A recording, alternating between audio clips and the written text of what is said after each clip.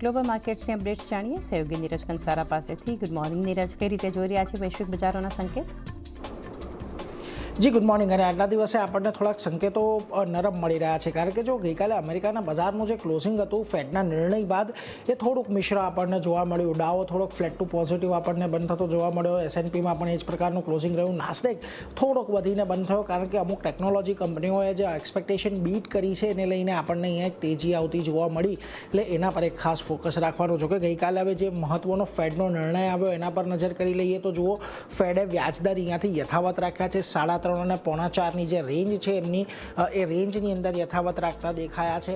હવે આ જે નિર્ણય છે તે નિર્ણય આપણને આશા મુજબ આવતો દેખાયો છે, પરંતુ મહત્ત્વની વાત એ કે મતદાનની અંદર આપણને મતભેદ અહીંયાથી ખાસ જોવા મળ્યા. હવે FOMCના 8 સભ્યોમાંથી 4 સભ્યો એવા હતા કે જે લોકોએ વ્યાજ દરો પર અસહમતિ દર્શાવી હતી, અને લગભગ 1992 બાદ પહેલી વખત આવું થયું છે કે જ્યારે FOMCની આખી કમિટી જે છે એ અસહમત થઈ હોય કોઈક બાબતને લઈને. બાકી મોટે ભાગે એમના એક યુનાનિમસ એકમત થઈને તેઓ વ્યાજદર પર નિર્ણય અત્યાર સુધી આપતા રહ્યા છે. એટલે એના પર પણ ફોકસ રાખવાનું. FOMCનું નિવેદન અહીંયાથી એ આવ્યું છે કે મોંઘવારી હજુ પણ ઉપરના સ્તરે છે.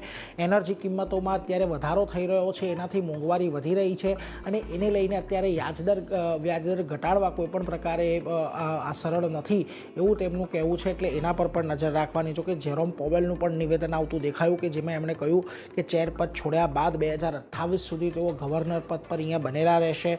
15 મે પછી પણ કેટલાક સમય તેઓ ગવર્નરની ભૂમિકા ભજવશે. 1948 બાદ પહેલી વખત આપણને એવી ઘટના જોવા મળી રહી છે કે જ્યારે કોઈક વ્યક્તિ ફેડ ચેરમેનના પદ પરથી ઉતરે છે અને લાંબો સમય સુધી ગવર્નર પદ રહે છે. અત્યાર સુધી 1948 બાદ આવી ઘટના નથી બની. અને બીજી તરફ કેવિન વોર્સ છે, એમનું નામ અહીંયાથી મોટે ભાગે નક્કી છે કે તેઓ આવનારા સમયની અંદર નવા ફેડના ચેરમેન બની શકે છે. એટલે જોવાનું રહેશે કે ત્યારબાદ અહીંયાથી પોલિસી આપણને કઈ રીતે બદલાતી જોવા મળે છે. જો કે આ બધાની વચ્ચે ફરી પાછા એક વખત આપણે થોડીક US ઈરાનની જે અપડેટ છે એ પણ લઈ લઈએ. ગઈકાલે ટ્રમ્પનું ફરી પાછું નિવેદન આવ્યું.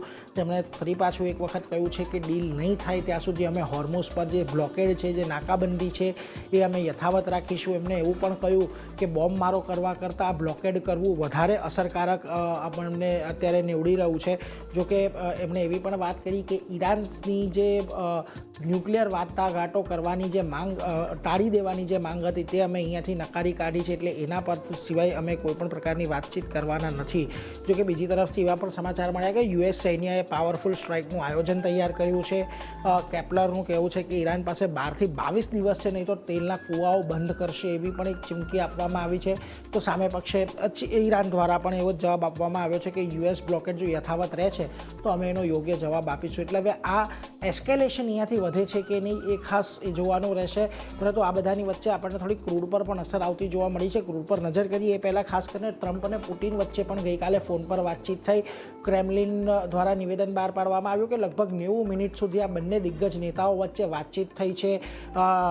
પુટિન દ્વારા સમર્થન કરવામાં આવ્યું છે જે રીતથી તેઓ ટ્રમ્પ જે છે સીઝફાયર લંબાવી રહ્યા છે. યુક્રેન મુદ્દે પણ તેમણે વાત કરી છે. જલ્દી યુદ્ધ પૂર્ણ થાય એ અંગે વાતચીત કરવામાં આવી છે. એટલે એના પર પણ એક ચોક્કસથી ધ્યાન રાખવાનું. બીજી તરફ તમને ક્રૂડના ભાવની અંદર એક મોટો ઉછાળો આવતો દેખાયો છે.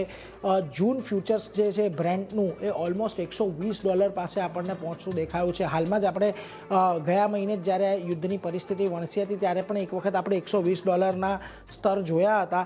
જોકે WTI અત્યારે $160 નજીક છે, અને જુલાઈ ફ્યુચર્સ છે એ 100 પાર આપણને જોવા મળી રહ્યું છે WTIનું. એટલે એના પર પણ એક ધ્યાન રાખવાનું. હવે કેમ આવું થઈ રહ્યું છે તો વિટોલ ગ્રુપ દ્વારા એવું નિવેદન આપવામાં આવ્યું છે કે માર્કેટની અંદર 1 અબજ બેરલ સપ્લાય ઘટાડો થાય એવી આશંકા છે, અને એને લઈને આપણને ફરી પાછો ઉછાળો આવતો જોવા મળી રહ્યો છે. એટલે એના પર નજર રાખવાની. જો કે આ બધા સમાચારોને પગલે આજે તમને જે એશિયાના બજારોની અંદર કારોબાર ચાલી રહ્યો છે એ પણ થોડો ઘણો મિશ્ર છે. ખાસ કરીને જુઓ તમે નિક્કેઈના બજારો આજના દિવસે થોડાક દબાણ હેઠળ કામ કરી રહ્યા છે, પરંતુ કોરિયા, તાઇવાન આ 2 જગ્યા પર તમને જુઓ મિશ્ર કારોબાર જ આજના દિવસે જોવા મળી રહ્યો છે.